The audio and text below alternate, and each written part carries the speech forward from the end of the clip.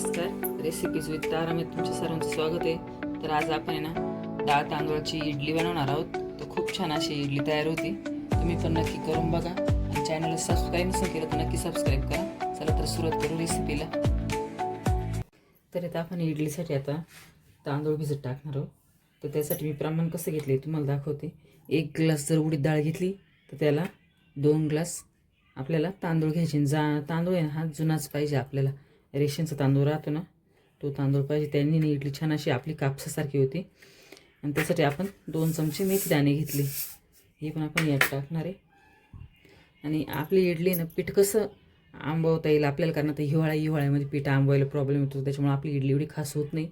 पण तुम्ही माझ्या पद्धतीने करून बघा, मी कसं पीठ आंबवायला ठेवते आणि कशी इडली एकदम कापसासारखी छान होते ते दाखवते तुम्हाला. तर व्हिडिओ स्किप न करता संपूर्ण बघा. आणि तुम्ही माझ्या चॅनलला सबस्क्राईब नसेल केलं तर नक्की सबस्क्राईब करा. तर सगळ्यात पहिल्यांदा मी इथे एक मोठा टोप घेतला आहे, त्यामध्ये 1 ग्लास उडीद डाळ घेते.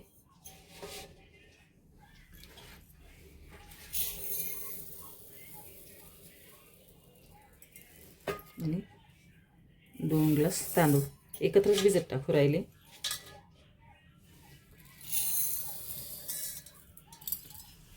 असं आपलं प्रमाण. जर ह्या पद्धतीने तुम्ही केली ना तुमची इडली छान अशी कापसासारखी मऊ लुसलुशीत होईल. आणि आता आपल्याला 2-3 पाण्याने स्वच्छ धुवायचे आणि दिवसभर भिजत ठेवायचं. नाही तर मग तुम्ही रात्रीच टाकत रात्रभर भिजत ठेवायचं, कमीत कमी 10-12 तास. आणि त्यानंतर ते दळून घ्यायचे आपल्याला. आता मी 2-3 पाण्याने स्वच्छ धुवून घेते. यामध्येच आपल्याला मीठ त्याने पण टाकून घ्यायचे. स्वच्छ 2-3 पाण्याने चांगले धुवायचे आणि चांगली अशा उबदार ठिकाणी नाही ठेवून द्यायची भिजत, म्हणजे चांगली भिजली जातील.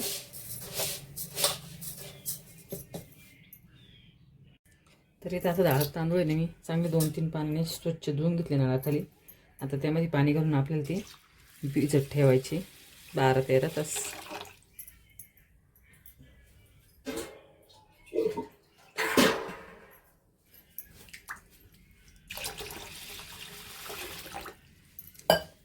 आता हे पाण्यात ठेवून मी भिजत ठेवून देते. भिजल्यावरती तुम्हाला दाखवते. तर इथं आता डाळ तांदूळ छान असे भिजले, तुम्ही बघू शकता. आता मी नाही वाटून घेते आणि आपल्याला याच्यातलंच पाणी घ्यायचं थोडं, याच्यामुळे आपलं पीठ आहे ना छान असं फर्मेंट होतं, म्हणजे चांगलं असं फुगून येतं. त्यामुळे याच्यातलंच पाणी आपल्याला वाटायला घ्यायचं आहे.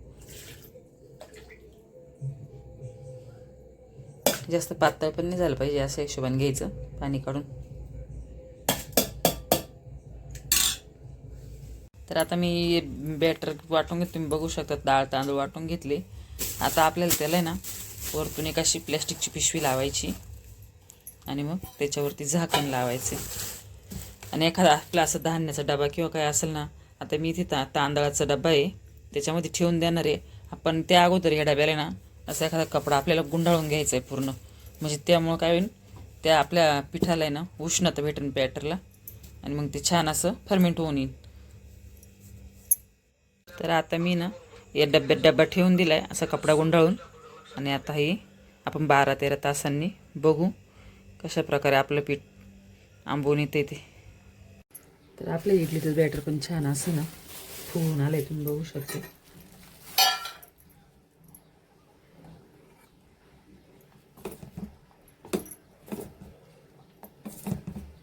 थंडीमध्ये ना लवकर आंबवूनच येत नाही ते, तरी असं थोडं उबदार ठिकाण ठेवलं ना तर मग बऱ्यापैकी होते. आता आपल्याला जेवढं पाहिजे तेवढं आपण एखाद्या पातेल्यात ते ना काढून घ्यायचं.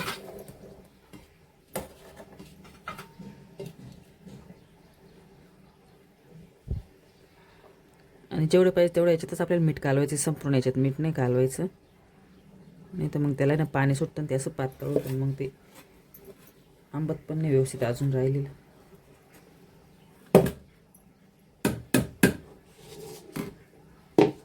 तर मी आता एवढं काढून घेतलं, बाकीच्याला झाकण लावून परत तसंच ठेवून देते. आता यामध्ये आपल्याला मीठ घालायचे. थोडं घट्ट वाटतंय मला, तर थोडं पाणी टाकून मिक्स करून घेते अजून.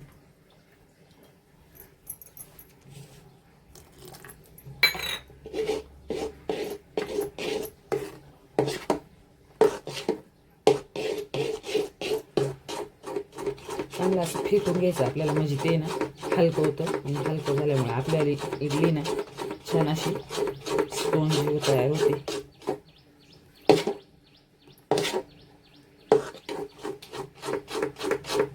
अशा प्रकारे आपल्याला बॅटर ठेवायचे इडलीचं.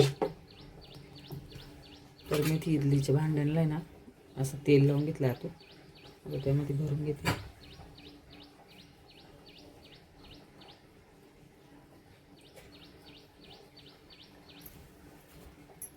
तर इथे इडलीचं भांडं गरम करून घेतलं. आता त्यामध्ये सगळे इडलीचं पात्र आहे ना ते ठेवून घेते. 15 मिनटं मी इडल्या वाफवून घेतले. आता आपण गॅस बंद करून झाकण उघडून पाहू. तुम्ही बघू शकता छान असे आपले इडले ना तयार झाले, एकदम फुलून पण आले. आपण आता याच्यामध्ये ना चाकू घालून पाहू. चाकू पण एकदम क्लीन निघतोय, म्हणजे आपल्या इडल्या शिजल्या. आता या थंड करून आहे ना काढून घेऊ आपण.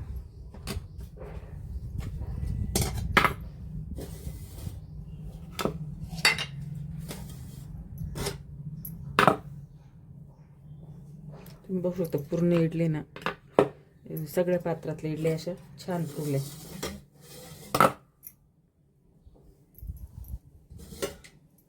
यावर थोडी मी अशी कोथिंबीर टाकली होती त्यामुळे ते दिसते.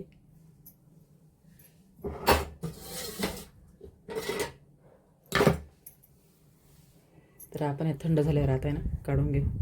गरम गरम नाही काढायच्या, गरम गरम जर काढल्या ना तर मग त्या याला चिटकून बसते ते आपल्या भांड्याला. दुसरी बॅच पण मी तयार करून घेतली आणि या वेळेनंच ना मी त्यावर असे काळे तेल टाकले, त्यामुळे दिसायला छान दिसते आणि खायला पण छान होते. बघू शकता खूप छान अशा ह्या पण इडल्या आपल्या अशा टम्म फुगले. तर आता ह्या पण मी काढून घेते थंड झाल्यावर. तर अशा प्रकारे आपल्या इडल्या तयार झाल्या. तुम्ही बघू शकता मी त्यावर कोथिंबीर लावली, त्यामुळे ना ते एकदम छान दिसते. इकडे परत काळे तीळ, त्याबरोबर मी खोबऱ्याची चटणी केली आणि सांबार पण केले. तुम्हाला इडली पण दाखवते मी तोडून. तेव्हा आतमधून सुद्धा एकदम अशी जाळीदार झाली आपली इडली आणि एकदम अशी स्पॉन्जी कापसासारखी. या पद्धतीने तुम्ही जर केलं ना, पीठ भिजवलं, आंबवायची पद्धत मी सांगितली त्या पद्धतीने जर तुम्ही केलं ना तर अशाच आपल्या इडल्या हिवाळ्यात सुद्धा छान अशा होतील. तुम्ही पण नक्की करून बघा. व्हिडिओला लाईक करा आणि चॅनलला नक्की सबस्क्राईब करा. चला तर भेटू अशा नवीन रेसिपी बरोबर. व्हिडिओ पाहिल्याबद्दल सर्वांचे धन्यवाद.